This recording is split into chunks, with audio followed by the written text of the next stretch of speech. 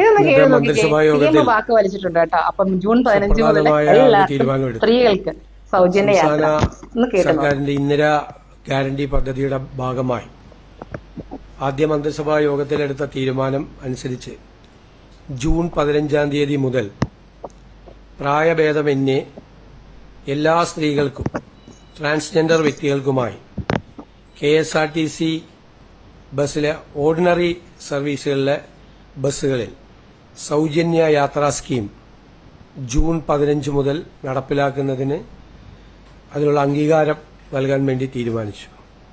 ഇന്ദിരാ ഗ്യാരണ്ടിയിലുള്ള ഈ പദ്ധതി പ്രിയദർശിനി എന്ന പേരിലായിരിക്കും അറിയപ്പെടുന്നത്. വരുമാനം കണക്കാക്കിയിട്ടില്ല, പ്രായം കണക്കാക്കിയിട്ടില്ല, കണ്ടീഷൻസ് ഒന്നും ഇല്ലാതെ ആദ്യം ഓർഡിനറി ബസ് സർവീസിലാണ് ആദ്യഘട്ടത്തിലെ ഈ പദ്ധതി സൗജന്യ യാത്ര തീരുമാനിച്ചിരിക്കുന്നത്. ഇത് സർക്കാരിന് ഒരു മാസം 65-70 കോടിയോളം ബാധ്യത വരും. 800 കോടി രൂപയിലധികം ഒരു വർഷത്തിൽ KSRTCക്ക് അതിന്റെ വരുമാന കുറവ് വരും. ആ പണം സർക്കാർ KSRTCക്ക് നൽകും. ഇപ്പോൾ KSRTCക്ക് 1500 കോടി എല്ലാ വർഷവും കൊടുക്കുന്നുണ്ട്.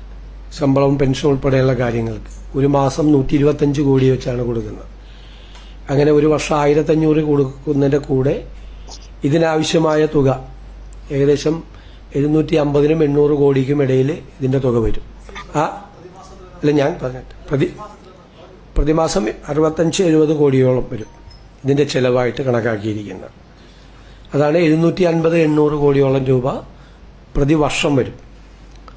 അപ്പം നിലവിൽ കൊടുത്തുകൊണ്ടിരിക്കുന്ന 1500 കോടി രൂപയ്ക്ക് പുറമെ ഈ പണം കൂടി സർക്കാർ KSRTCക്ക് നൽകും.